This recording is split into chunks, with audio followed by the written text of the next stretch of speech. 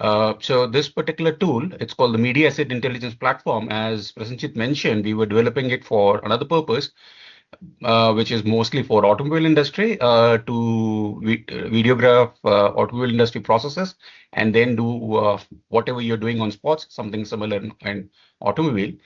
So what we did is we this has an AI behind it, and as we all know, the AI needs to be initially trained and fine-tuned for a particular purpose before it starts performing. So what we did is we repurposed this media intelligence platform.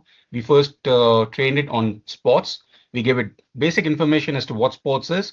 You have a tournament. Within tournament, you have matches, you have teams, you have players, you have jerseys, you have jersey numbers. So those are the basic stuff we first trained it on. And then we trained it on cricket. We showed it a few cricket clips, gave it a few cricket terms. What is an inning? What is batting? What is bowling? What are the cricket spots? What is a six? What a four? So those kind of basic information we fed in. And so this is a cricket dev one after we have done that initial training of a few hours. But as Prasenjit said, it needs to be trained more on a particular sport like rugby and pick up all the terms associated with rugby, and then we can see the performance would improve drastically. Okay, so this is our dashboard. I currently have two video clips already uploaded because video clip upload is it takes time because of the size of the video clip. So I have two clips which are already there, but I will do another clip which is a much shorter clip, so we can run through the whole process and just to understand how the whole thing works. So I move to my choose file screen.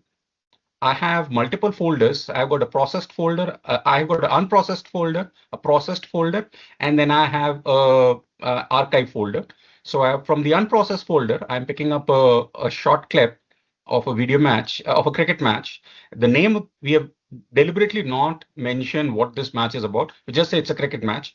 So we want LLM to decide what this is all about. So the first thing that we do is we upload this software into our application. This is the first step where it uploads it into our application and creates the initial metadata for that particular video clip. So little patient, it takes a couple of minutes for each step. Of course, that depends on the length of the clip or megabytes of the clip. That's more important. And once it is uploaded, we can then move to the next step. And this part will become much faster when you use more stronger LLMs. Within 12 labs, we're right now using a less premium version. So this. Yeah, Prasenjit, in fact, right now. What was the size of that file, Vinay? Just out of interest. Yeah, so we've uploaded this. So if you see, this is the clip we just uploaded. It says it's a 4.4 MB clip, 29 seconds duration. This is the resolution. This is the frames per second. It is in the ASIC library with basic information, but now we want additional information to be added to it, and this is where we would pass on this clip to 12 labs. Yes. From our application, it is passing on to the 12 labs application. We expect that this whole process, the first three steps, it's actually not to be done manually. If you have a folder where these clips are lying, we can run a script and it would continue doing it, uploading it, passing it on to 12 labs, uploading, passing it on to 12 labs. Because the process is we upload it into our application, we give it to 12 labs. 12 labs does the initial metadata and the summary analysis. So this is the summary analysis that 12 labs has just provided us. And this says this is it's the final movement of the IC Men's T20 World Cup between India and South Africa. This is just a few months back. And these are the various jersey numbers it has picked up from the clip.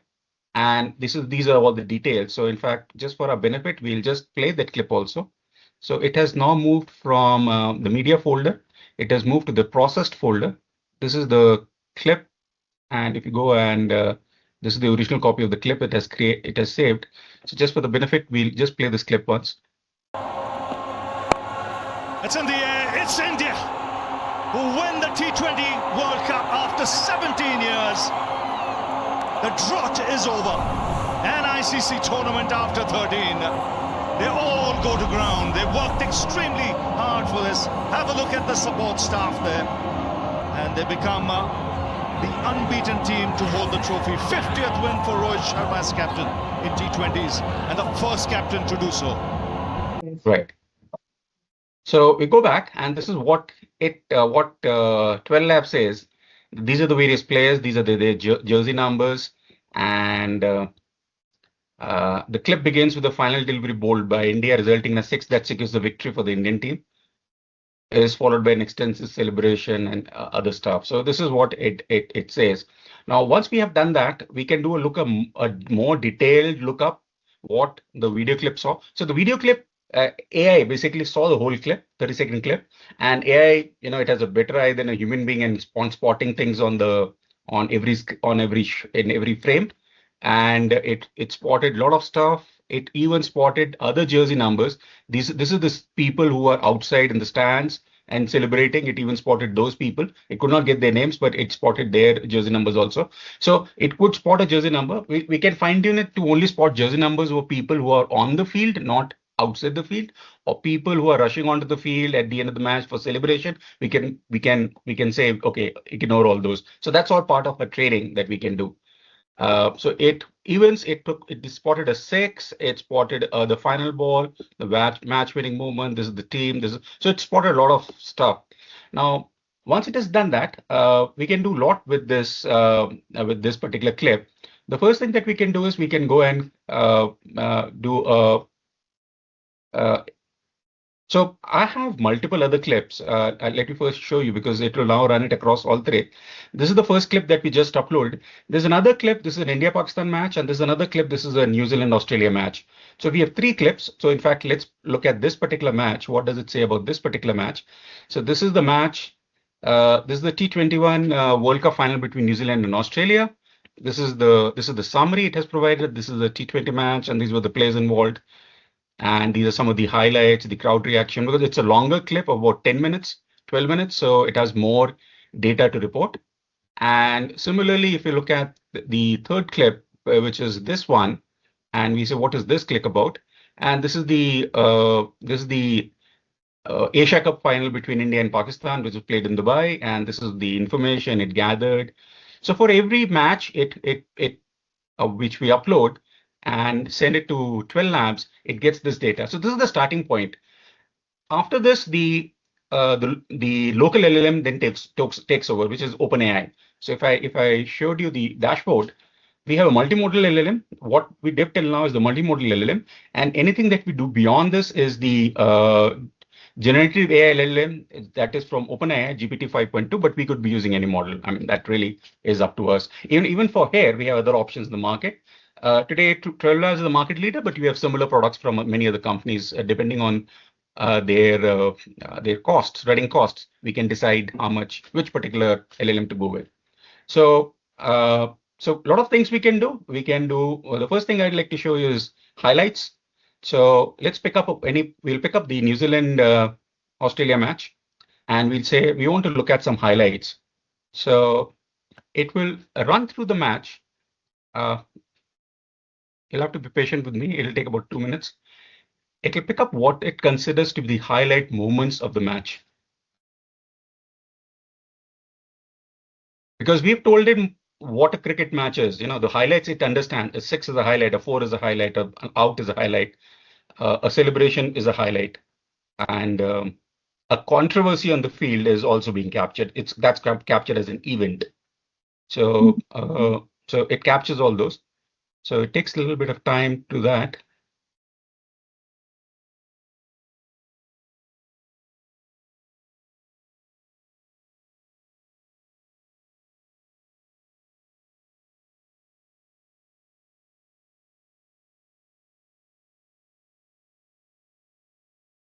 Vinay, while it's doing that, what impacts the cost? Is it the size of the asset that you're uploading into the LLM, or like I imagine the bigger the asset, the more frames, or the more. It's the for OpenAI, it's the size, and for 12 Lab, it's the length of the play. So if it's in a 1 hour clip, they would charge probably So we have a basic model, we have not have we have a basic pay-as-you-use model, which is slightly expensive. But if you go for a bulk model, they're much cheaper. In fact, you have an option, I believe, that you can have your local local setup done for 12 labs, or for that matter, any other vendor. You can do a local setup where you do in bulk, so the costs drop drastically.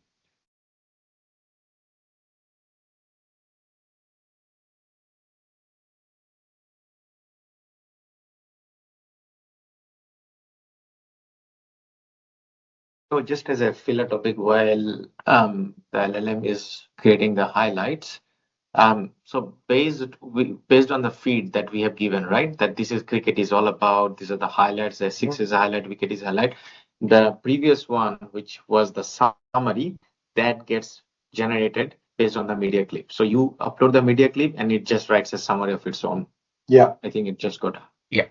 So it has identified 45 highlight events. So there were 24 boundaries in that clip, one celebration, 14 sixes and 6 wickets. So we can say, okay, that's too much for me. So let me just watch the 6 wickets and the celebration and say, okay, generate a highlight and play it in unmuted mode. So it's now clipping those. We have taken 16% of the events and then stitching it together. Yeah, please go ahead. So Kevin's question was, what is mute and unmute? Is it like when it creates the highlight, it yes, it plays without sound. Yeah. If you're in a if you're in a room with other people around and you're doing the clipping, then so it doesn't disturb. Slow ball, as it carried, it has. Beautiful bowling from Hazlewood. He ran his fingers down the side of the ball, and Australia have. How do they play him? They play him like that. There's a fielder underneath, and the fielder will take it. Somebody had a take on Zampa. Guptill said, I will. Couldn't clear Stoinis. And just as the game was moving New Zealand's way, they've lost another. Guptill gone for 28 at 76. Has he hit it well enough? No, he hasn't. Good, safe hands of Glenn Maxwell. Hazlewood has the break.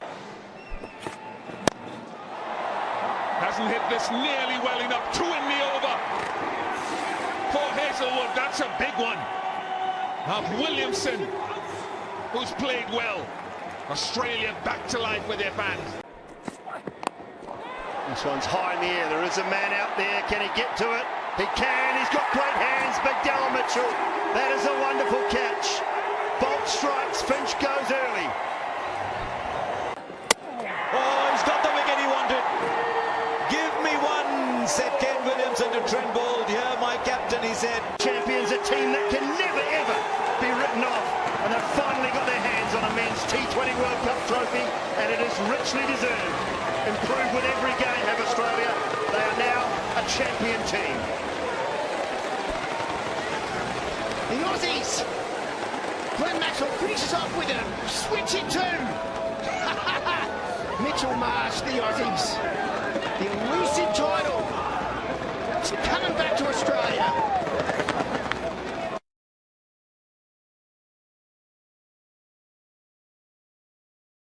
Celebration.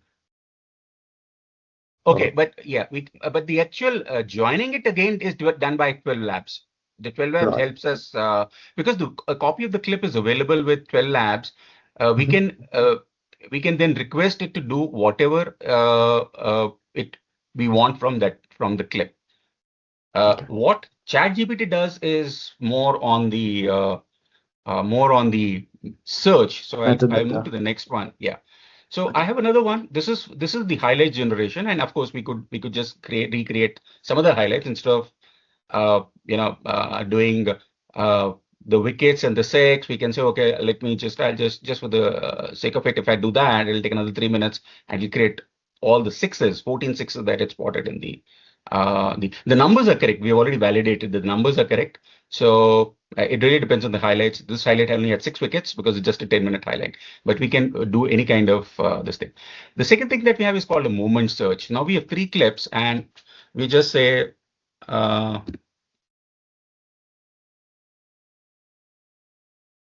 This is the natural language. This is natural language search. So we say, give us the winning celebration. So it looks through all those clips and it finds a lot of winning celebration movements. So this is one, it finds out.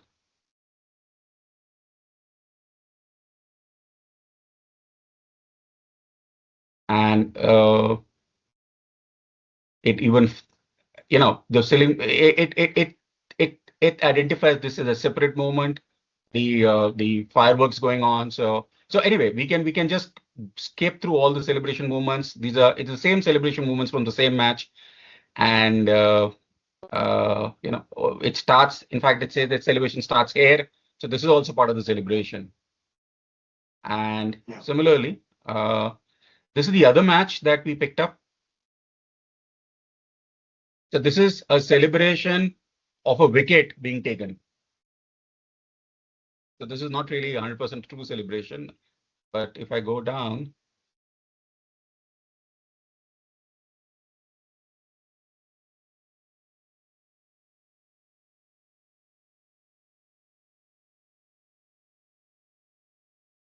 right. So these are the celebration, this thing. We are working what is called zero shot prompting. Zero shot prompting means it's every time we ask it to do something, it's doing it for the very first time because it doesn't have a reference library to refer to. In a deployed system, we have multi-shot prompting. Multi-shot prompting means we know a typical user, what kind of things the user does, and we pre-train the system on certain examples that if I ask you to spot a 6, this is what a 6 looks like. If I say, okay, 6 over long off, that this is what a 6 over long off looks like. So keep that in memory. So when I say 6 over long off, you should not just show me any 6. Refer to your memory, look at what a 6 over long off looks like, and then go and pick up that particular shot from the video clips. So that kind of that's called a dynamic prompting or multi-shot prompting, where before it actually executes a task, it looks at its library. It's like a Q&A. It looks at its Q&A and then decides how to work on that particular clip. But right now we are on zero shot prompting. So that's why we get 80 to 90% results. But if you go in for dynamic prompting, we can actually go up to as high as 95%, 98%, or even more. Then we have semantic search. Or let me first go to chatbot. So we can say,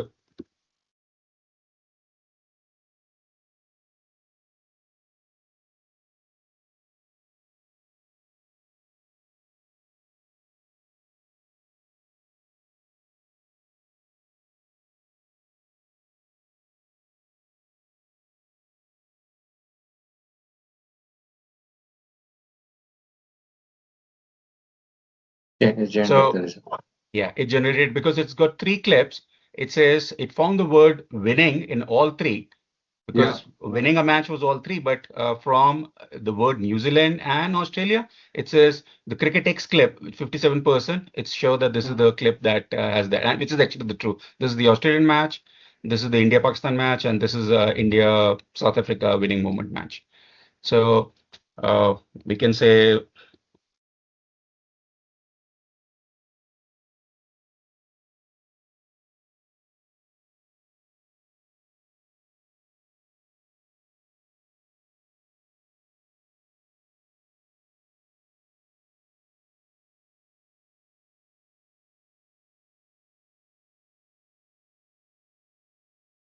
Okay, so now this time it says in the cricket short, it found I mentioned that this is the 50th win of Rohit Sharma as a captain, so 42%. So the more metadata you have, the more number of clips you have, the more kind of searches we can do. So those are some of the important things I wanted to show. We just talked about media similarity. So what I'll do is I will go upload another video file. This is a slightly bigger file, so it will take slightly more time. Yeah. Hey, Vinay, while you do it, can these product also pick up commentary? Yes, audio, yes. So I'll just show you. In the moment search,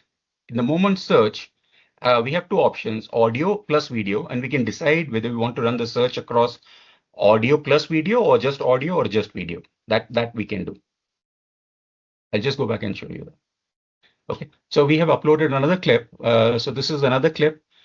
So if you see, it's the same clip, but this is on a high resolution, 29 seconds. So it's 10 MB and it's 72 by 180, 40 frames. Okay. Now, I mean, we can do this. I mean, we can ask it to start doing a similarity search, but we'll still have to go through the whole process of analysis, and this all can be automated. As I said, if you have an S3 repository, we can connect it to your S3 repository and it would run it, and we can have multiple sessions running in the back end, maybe 3 or 4 sessions running at the back end, and it will keep on uploading the clip day and night, and your data sets would get loaded onto the into the repository, into these applications. So the users don't have to actually waste time. They can just come to the media library screen or the asset library screen and start working from there onwards.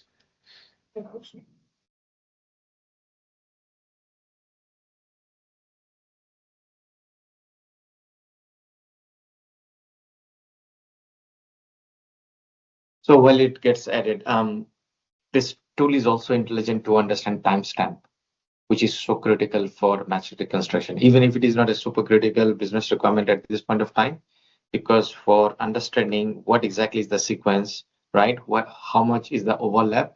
Timestamp is the super critical factor. Timestamp in terms of the video's timestamp. the videos. Yes. Timestamp. Yeah. We just don't. A lot of our videos won't be. The timestamp won't be related to the event. But when someone captures, like for example, if I take a picture from my iPhone, it leaves a trace, right? That this picture was taken in this location. This is the time. Like all devices has got, like when I set up my phone or when I set up my camera, right? It asks me to specify the exact time of the local device. I don't know if that's the case with broadcast. But like it would certainly be, because in some shape and form. Okay. Because without timestamp, it would not know which is the overlapping part. But anyway, we'll come into that. Okay. I was just trying to fill you in while it was Yeah. So we just uploaded this high resolution image, a high resolution video clip of the same shot. So we wanted to find out what is similar to this.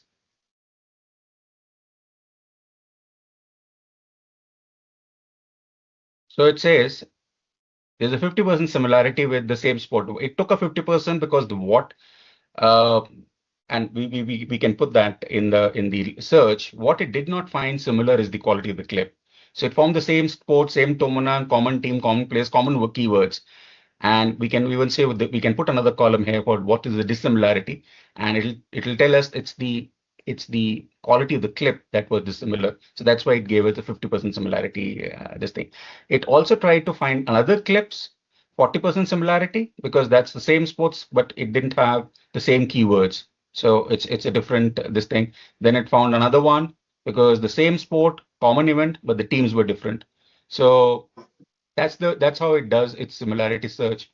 So once we agree that this particular clip, this is high resolution compared to this, we decide to delete this particular asset. So we can remove it from our library, and it lands up in our archive folder. So if I click on archive, it opens up my archive folder.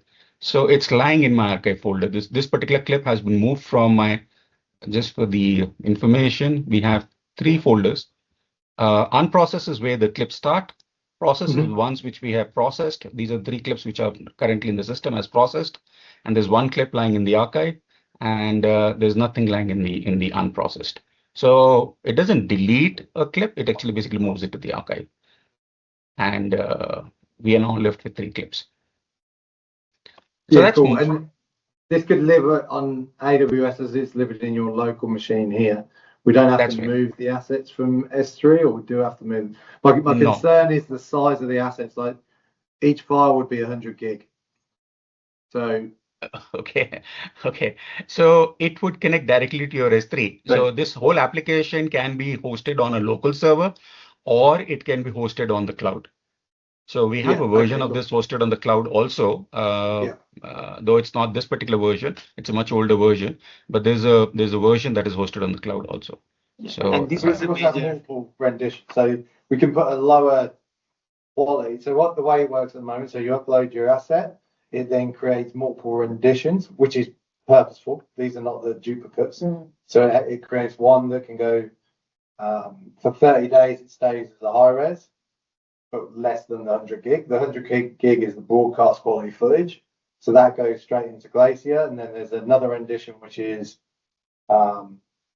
get the size, but it's kind of a mid-tier, which we can broadcast if we want over our digital infrastructure. And then there's a low res, which we use for things like this. So these criteria you can fit it into the model. Right. So how this, and this question that you asked was very critical. I would have covered it anyway at the end.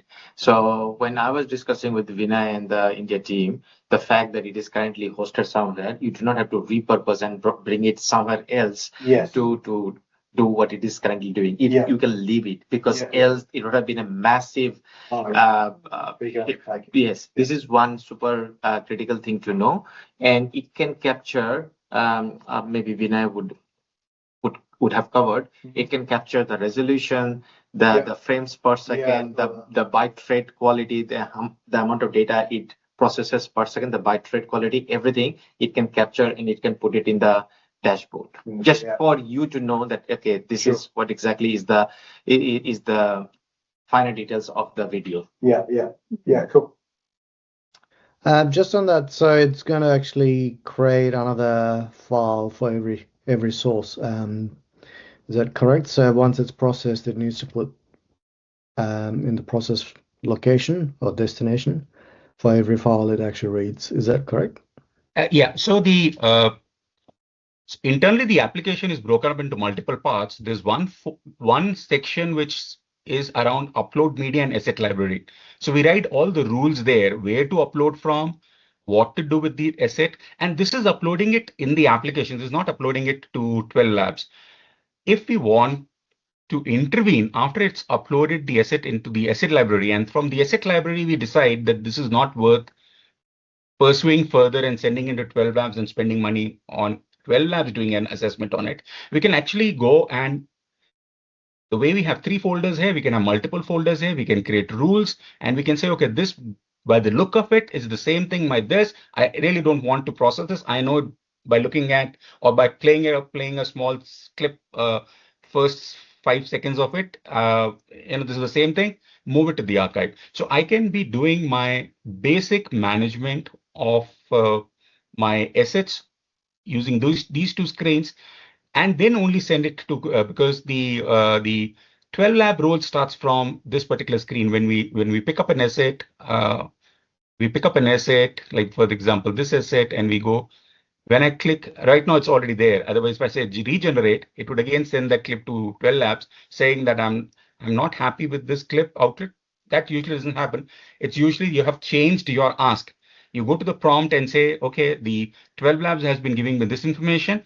I want it to give me, I think somebody just mentioned that if you have a long interval, please mark that as an event, because later on I would like to cut that out from my highlights. So, it would mark that an interval also as within the timestamp. And as Prasenjit mentioned, if you go to the highlight screen and we pick up this particular one, and it's let me pick up the smaller one because we just to save on time, I'll pick up this one. And if I go to my highlight screen and say generate timestamp events, it would generate this timestamp events, which will take about a couple of minutes. Yeah, and then it will generate the text highlights. We can do text highlights, and we can do video highlights. So in this clip, it's a very 30-second clip, 3 celebration moments and 1 wicket, which is the last the moment of the match. And this is the timestamp it picked up from this thing. And if I say test generate highlights, if I want to do a media release or something, then it would do that as a summary that this is what it saws. And of course this can be. This So can be just linked one to quick- social media, yes. Yeah. So just a quick check, because the meeting is until 1:45. Just wanted to make sure that Sunil and Kevin, I'm good for 2. you're good until 2. Yeah. Okay. And of course, we have a user management screen where we can decide which user gets access to what all. And this is multi-country, multi-time zone. Each person can be working in different time zones, different this thing. They would get the dates and time. Internally, it's all stored in UTC, but they would see date and times as per the local time zones. Yes,